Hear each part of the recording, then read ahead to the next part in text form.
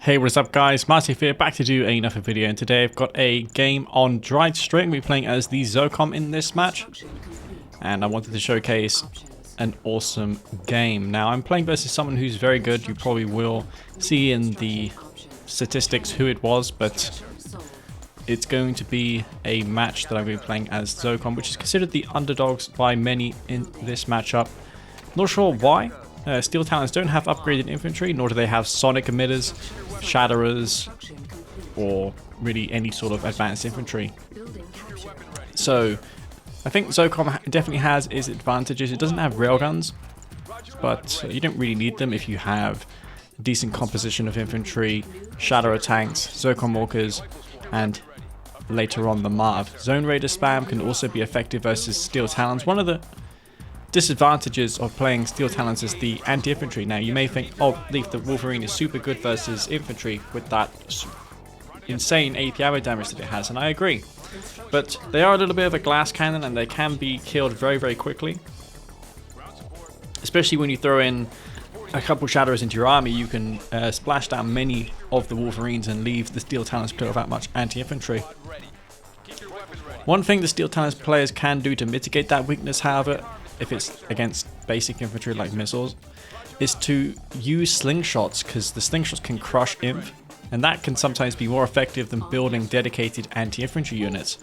Now do bear in mind that will not work versus Zone Raiders, because they are tier 3 infantry. I actually got a comment on my channel asking me, Leaf, why aren't the Harvesters crushing the Zone Raiders? Well, that's because the Zone Raiders are a tier 3 advanced infantry unit, and they can only get crushed by tier 3 units such as Mammoth tanks or the Marv.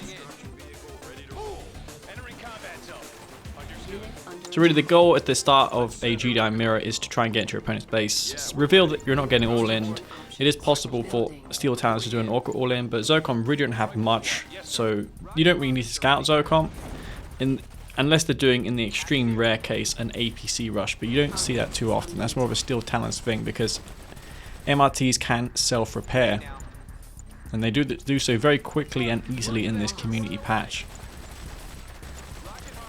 I'm going to attack the watchtower because I know that I'm not going to be able to kill the power plant, and either way that watchtower will be sold off, so it's guaranteeing him less credits when he sells that tower. And I would like to take this opportunity to inform you guys that I am working on R22, or the next version of R21. Not sure what I'm going to call it yet, but I do have a deadline, and that is for the end of this month, which is April. I'm fixing a number of bugs and implementing as much as I possibly can. I am doing a bit of research in the process, trying to fix things. That doesn't always turn out to be successful. I can spend a night trying to fix a bug and I'm unable to do so. That's just the nature of modding. You do take risks, and it has rewarded me in the past, like with the engineer fix, among many other things. Harvesters comes to mind. But not all the time does it turn out to be successful. But hey, if no one tried, then obviously we wouldn't have the opportunity to fix issues that have persisted in the game. There's not much that people do really complain about aside from the things that cannot be fixed, as far as I'm aware, like the reverse move bug.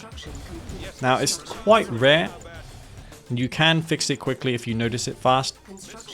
But I do agree it is a pretty annoying bug. Another bug that comes to mind also has to do with pathing, and that is when some units don't follow move commands. You have to continuously order units to move. If those two things were fixed, I think this game wouldn't have any bugs really at all. I would also love to fix a couple exploits that are abused by certain individuals. Maybe that could be implemented on a server, on the server patch, rather than through a map pack like this.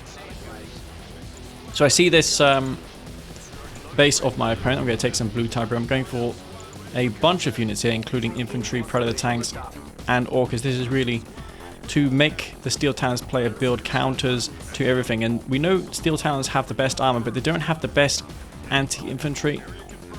Anti-air is decent.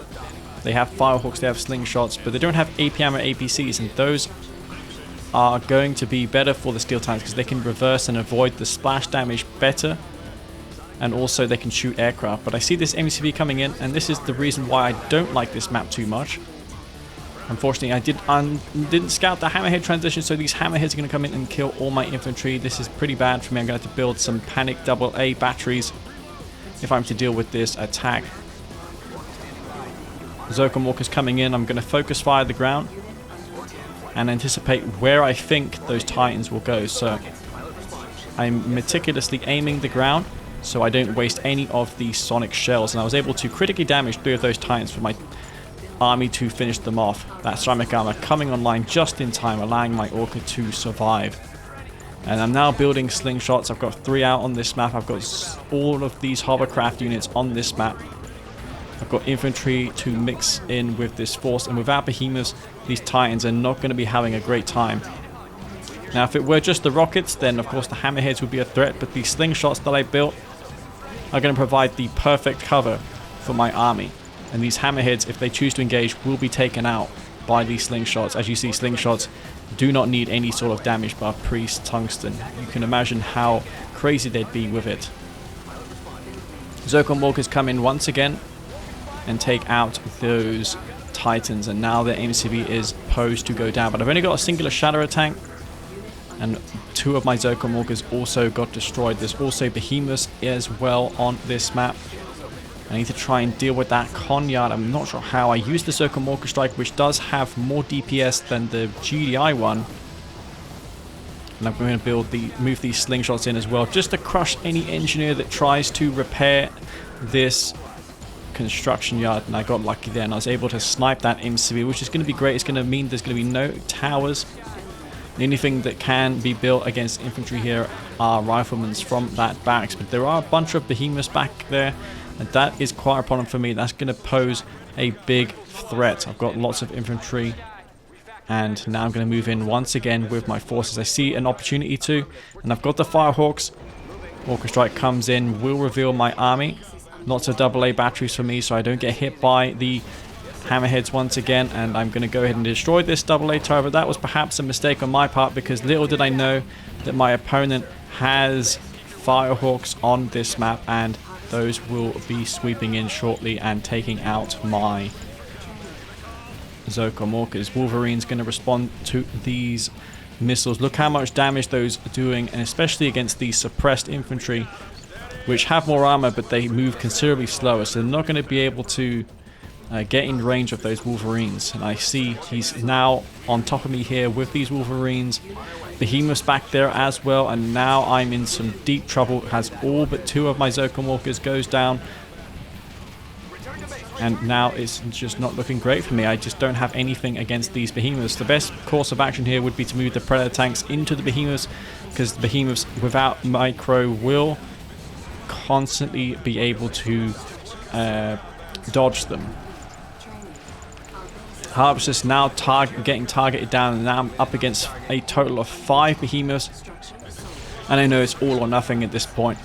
With that MCV of his there, he's going to be able to place down those AP ammo towers. He's got the artillery in my base. I am harvesting, albeit barely. They're taking so much damage, those harvesters, and I am basically broke at this point. I'm going to move in with the remainder of my forces. No reinforcements for me, but I am going to take out these watchtowers. I think he also is out of Tiberium as well, because he didn't take a third field. I'm taking in a little bit of resources from my third, which is going to allow me to pump out a couple more of these ZOCOM walkers, which is going to be necessary against the remaining behemoths that I see. A lot of those behemoths damaged from the missiles earlier on will get taken out, and that is going to be it for those behemoths. They are still husks on this map, so there is the possibility of him being able to reclaim them, but with all this infantry now, it's going to be impossible, and the Steel Talons player forfeits that game. And I thought that was a pretty action-packed game, and you really didn't know who was going to take it until the very end. It's very short, but I thought, hey, I want to provide you with something this weekend. I have been pretty busy in real life this week, and I do endeavor to provide you with more games. And I really want to release this update that I've been working on, but for that I'm going to have to work on it for another week. Regardless, hope you all enjoyed this game, guys, and if you did, I really appreciate a like, and I'd like to say a big thank you to my Patreon supporters for helping me keep this game updated, as well as providing you with content. But I do appreciate the support. It definitely does help me stay motivated to improve this for everyone. So yeah guys, this is it from me, and I'll see you all later. Peace out.